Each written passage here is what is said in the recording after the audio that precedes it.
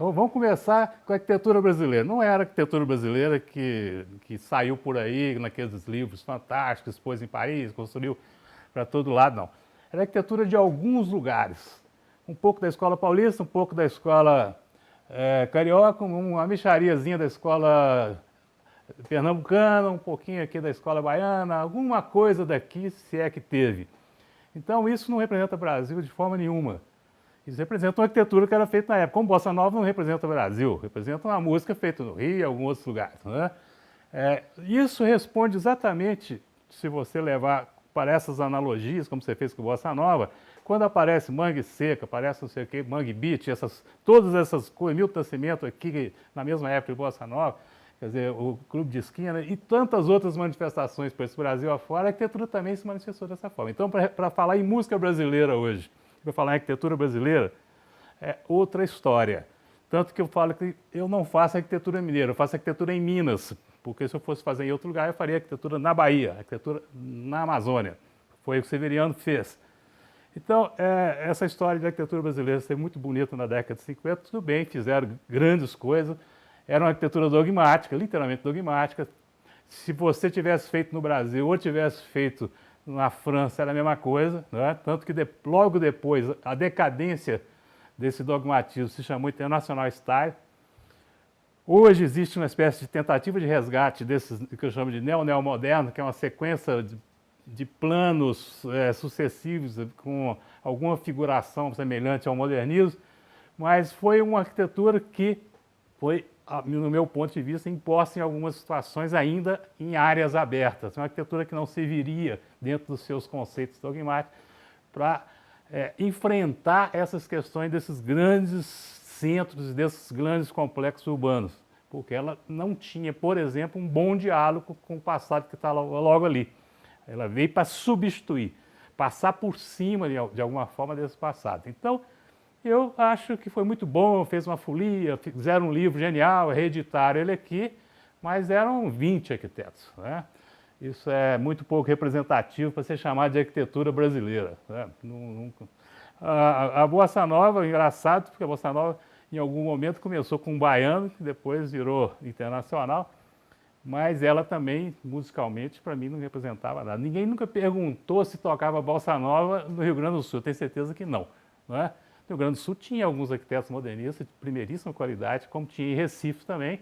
Não lembro se eles estavam nesse livro, mas eu acho que hoje a gente consegue nos representar melhor dentro dessa faixa média que eu estou te falando, nada de Weifeld, Kugan, né, que faz uma coisa mais internacionalista, do que nessa década de 50, que para mim passou batido. Talvez fosse um momento meio clássico, nós não guerreamos, nós não tivemos que construir pós-guerras, nós não tivemos que recompor nossas cidades. Então, veio um Corbusier para cá, em 20 e poucos, 30, onde que você ia tentar colocar edifícios imensos a partir do nada? Só em países como o nosso, que tinha espaços vazios, pouca história.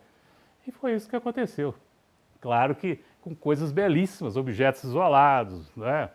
Fantásticos, tentativas muito até utópicas de responder por problemas habitacionais, né? Como Redi e tudo mais, que são incríveis até hoje, né? Ou coisas como aquele conjunto do Paulo Mendes ali perto do aeroporto de São Paulo, lá com um punhado de bloquinhos, parece ser uma maquetinha, mas coisas de alta qualidade construtiva, mas eram muito poucas pessoas. Isso para mim não representou em nada o que pudesse chamar de arquitetura brasileira. Se viu para a minha geração, por exemplo, falar assim, não é isso que eu quero fazer. Eu não quero fazer Artigas, eu não quero fazer Paulo Mendes, não quero fazer Niemeyer. Eu quero fazer outra coisa. Sabe? Parece que isso refletiu aqui também na música e na arte também. Se você pegar o Clube de Esquina, ele tem uma linha melódica que não tem nada a ver com samba de raiz, não tem nada a ver com bossa nova, não tem nada...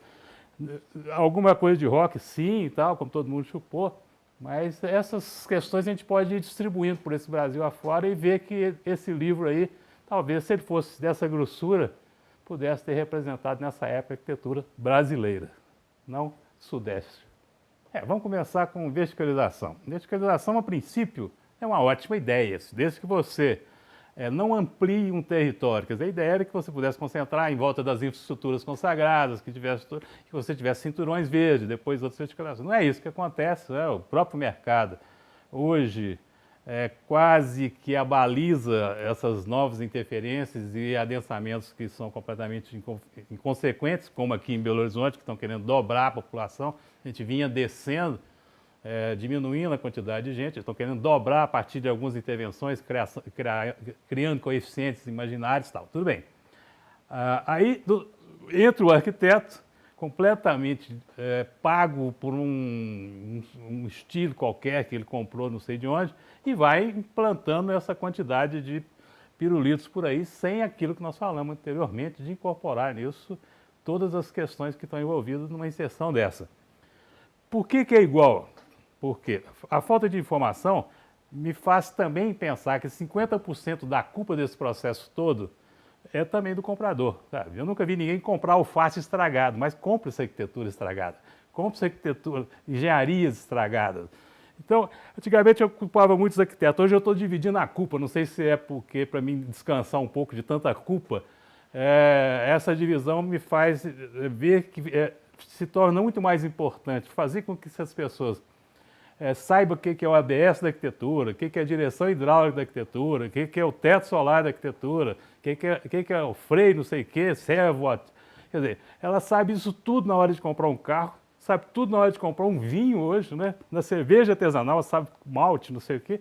E a arquitetura, ela quer saber se o hall é de granito, se está perto não sei de onde, se tem metrô, se não tem, coisa desse tipo. Então, ela não tem nenhuma condição. Por quê? Aí ela se arma.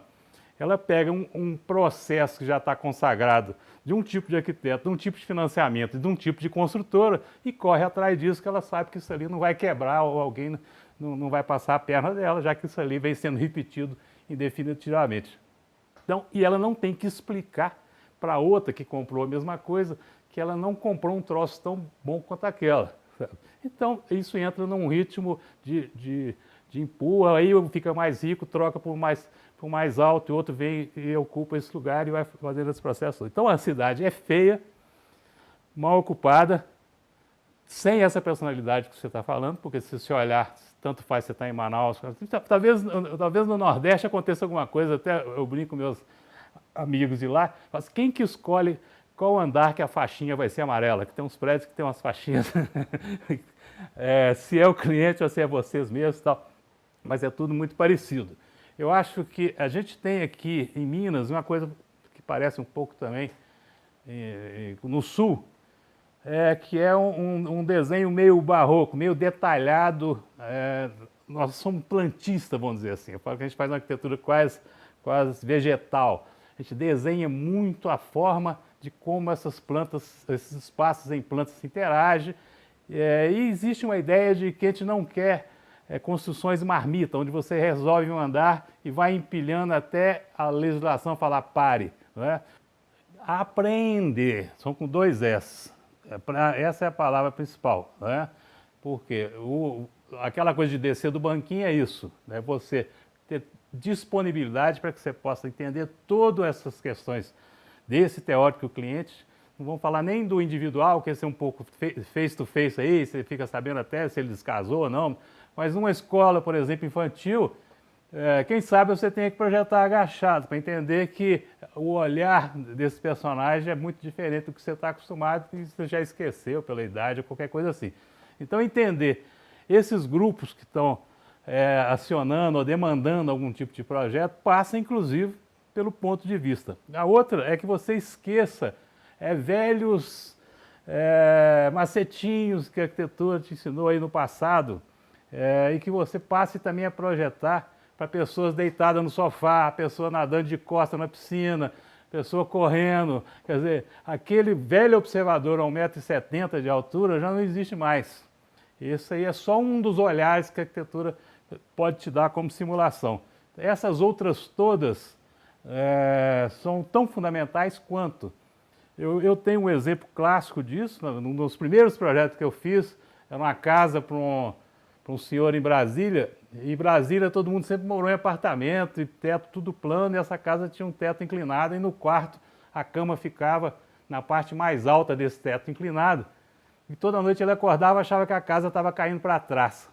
Quer dizer, é uma coisa, uma leitura inicial, é uma leitura que vem de um costume que você simplesmente não pode impor para esse cara, que ele pode realmente passar por algum tipo de esquizofrenia espacial aí e passar um aperto dentro da casa dele. Nós usamos alguns macetes de coisas penduradas e tal, para ele ir acostumando, depois ele aprendeu de alguma forma. Mas com os meus desenhos, ele não conseguiu entender aquilo. E eu falei, é claro que não. Você tem aí, você faz uma barrinha com um arco e chama de porta aberta. Isso é um hieroglífico quase que alexandrino, não é? Arquiteto pode entender e sabe que aqui lá vai ter 2,10, 2,30, não interessa. Mas para isso, a gente tem hoje 500 mil ferramentas. Sempre teve o desenho e tal. E outra coisa é isso, ferramentas. Você não tem que estar atualizado só com a última ferramenta, não. Eu já falei que quando você aprende inglês, você não tem que esquecer o português, não. Vai acumulando todas essas línguas que você vai aprendendo para que você possa mostrar da melhor forma possível a sua ideia e, mais uma vez repetindo, o interlocutor, agora cliente, possa devolver alguma coisa para que você possa, de alguma forma, retrabalhar aquilo que está sendo proposto. Não que eu acho que, franciscanamente, eu tenho uma missão como arquiteto, acho que isso é uma bobagem. Eu faço arquitetura para pagar conta, essas coisas. Se eu não tivesse conta para pagar, eu estava à toa, tomando cerveja e tal, né? Mas uma demanda cria outra. Já que é arquitetura, fazer da melhor maneira possível, com as melhores interações possíveis, criando aí amizades com grupos e outras coisas, trabalhando com os meninos, indo para a escola, fazendo curso, conversando. Eu acho que isso aí é um bom sinal de otimismo. E o outro é que eu sou literalmente otimista por causa da arquitetura, porque Capricórnio, custoso e cético, só pode ser otimista se tiver alguma demanda que o satisfaça nessas questões que são muito dramáticas, né? Mas eu acho que é isso, acho que não tem jeito de não ser otimista com uma profissão que você possa ajudar pessoas, né? Eu lembro que uma vez eu entrevistei uns arquitetos em Salvador, de Moçambique, logo depois da guerra, e eles ganhavam $80 por mês e tinham que fazer arquitetura com os restos de guerra. E eles faziam arquitetura de primeiríssima qualidade, aproveitando bambu, aproveitando casamatas que tinham sido destruídas, aproveitando telhas de antigos hangares e faziam uma belíssima arquitetura. Então, eles deviam nem estar preocupados com os $80, estar preocupados com o que eles estavam produzindo ali para ajudar a Moçambique, de alguma forma, a se reagir e virar país de novo, né?